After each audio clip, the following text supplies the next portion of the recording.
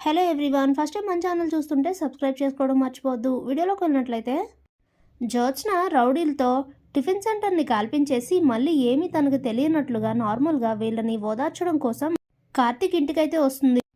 కానీ దీప టిఫిన్ బండి కాలిపోయిందన్న బాధ కాకుండా వెంటనే బల్లపైన టిఫిన్లు పెట్టి అమ్ముతూ ఉండడంతో పెద్ద షాక్ తగులుతుంది జ్యోత్స్నకి.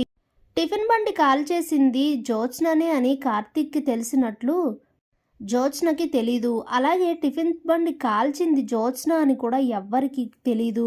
ఇక అక్కడ అందరూ జ్యోత్స్నని తలో మాట అనడంతో అక్కడి నుండి అయితే వెళ్ళిపోతుంది. అప్పుడే కార్తీక్ తన మనసులో వెళ్ళు జ్యోత్స్న, దీనికి కూడా సమయం రాకపోదు, అప్పుడు నీ సంగతి చెప్పకపోను అని అనుకుంటూ ఉంటాడు.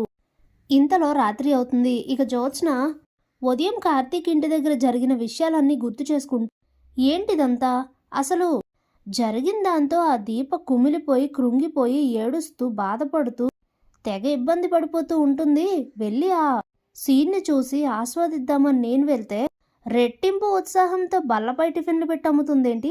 ఇలా అయితే నేను గెలిచినట్ట? అసలు దీన్ని గెలుపంటారా? ఏంటో జ్యోత్స్న, అసలు ఈ మధ్య నీ ప్లాన్లన్నీ రివర్స్ అయిపోతున్నాయి. ఏం చేయాలో ఏంటో.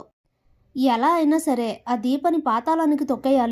దీపని పెళ్లి చేసుకోవడం వల్లనే బావకి పరిస్థితి వచ్చిందని తనంతట తనే గ్రహించేలా చేయాలి. నాకు జ్యోత్స్నే కరెక్ట్ అని వచ్చి నన్ను పెళ్లి చేసుకునేలా చేయాలి అని ఆలోచిస్తూ ఉంటుంది. ఇక అలా కొద్ది రోజులైతే గడుస్తాయి. టిఫిన్ బండి మీద వస్తున్న డబ్బులు అన్నీ కూడా కార్తీక్ సగం తీసుకుంటూ శౌర్య ఆరోగ్యం కోసం, శౌర్యకి హెల్త్ చెక్ చేయించడం కోసం పక్కన పెడుతూ ఉంటాడు.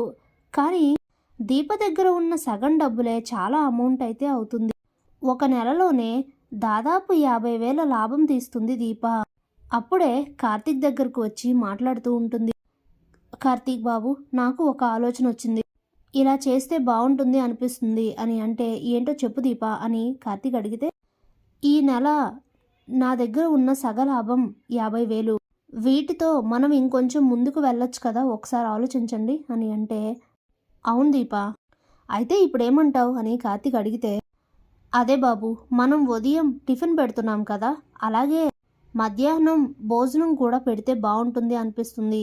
అందులోనే ఏవైనా 2-3 ఐటమ్స్ సెలెక్ట్ చేసి మన టిఫిన్ సెంటర్ పెట్టిన చోటనే బండి పెడితే బాగుంటుంది అనిపిస్తుంది, ప్రయత్నించి చూద్దామా అని అంటే, అలాగే దీప, నువ్వు చేసే ఉప్మా బిర్యానీ బాగా ఫేమస్ కాబట్టి, అలాగే నీ వంటలు కూడా బాగుంటాయి కాబట్టి జనాల ఆదరణ చాలా బాగుంటుంది, నువ్వు చెప్పినట్టే పెట్టి చూద్దాం అని చెప్పి ఇక ఆ 3వ రోజు నుంచే మధ్యాహ్నం భోజనం కూడా కార్తీక్ టిఫిన్ సెంటర్లో అయితే పెడతారు. అందులో మీల్స్, ఉప్మా బిర్యానీ, నార్మల్ బిర్యానీ, అలాగే ఫ్రైడ్ రైస్ ఇవన్నీ కూడా పెట్టి సేల్ చేస్తూ ఉంటారు. అందులో కూడా జనాలందరూ బాగానే ఆదరిస్తారు. దీప వాళ్ళు ఇలా ఎదుగుతూనే ఉండగా అటువైపు జ్యోత్స్న మాత్రం కంపెనీకి కావలసినట్లుగా కంపెనీని ముందుకు తీసుకెళ్లే విధంగా ఒక్క డెసిజన్ కూడా తీసుకోకుండా ఎంతసేపు దీపా కార్తీక్లను ఎలా ఓడించాలి, ఎలా వాళ్ళని పతనం చేయాలి అనే ఆలోచనలతో మాత్రమే ఉంటుంది.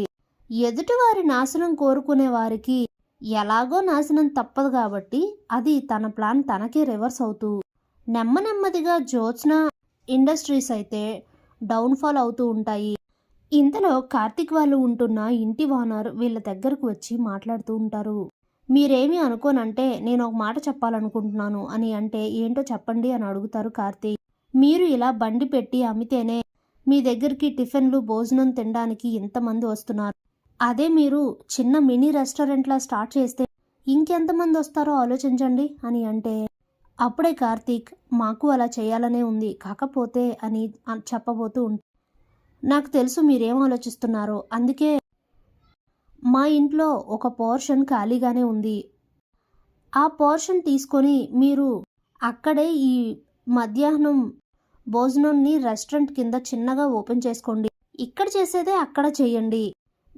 నాకు తెలిసి దీప వంటలు చాలా బాగుంటాయి కాబట్టి అక్కడైతే కూర్చొని తినడానికి అంతా కూడా సౌకర్యంగా ఉంటుంది కాబట్టి జనాలు మరింత మంది వచ్చే అవకాశం ఉంది అని అంటే, అయితే మేము ఆలోచించుకొని చెప్తాం అని చెప్తారు దీపా కార్తీక్.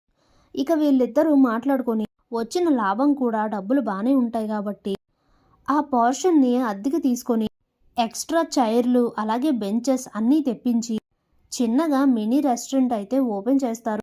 ఇక మొత్తానికి దీపా కార్తీక్ ఇద్దరు ఆ రెస్టారెంట్ వర్క్లోనే చాలా బిజీగా ఉంటూ అందరూ ఇష్టంగా తినేవేంటో తెలుసుకుంటూ అవే వండిస్తూ మెనూలో యాడ్ చేసేసరికి జనాల రద్దీ అనేది రోజు రోజుకి పెరుగుతూ ఉంటుంది.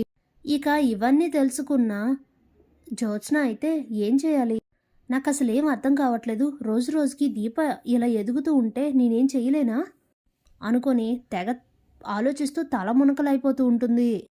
Thanks for watching.